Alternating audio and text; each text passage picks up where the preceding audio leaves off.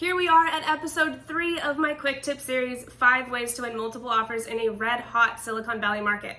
Follow these proven tips and you might not have to write 20 offers to get the home that you love. I'm Shannon Ellison with the Walker team of Intero, and today we are going to discuss an extremely powerful but silent separator, the relationship.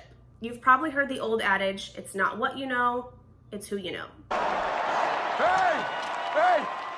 We know each other. He's a friend from work. That phrase rings very true in the real estate community.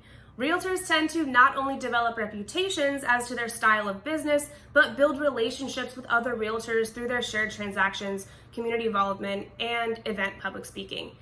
As you are probably figuring it out now, the rapport that your realtor has with the seller's realtor can be critical to getting your offer accepted. As a realtor, ensuring those realtor relationships are critical to the client's success. Be sure to follow for regular updates and come back tomorrow to find how to take that next step and get your winning offer submitted.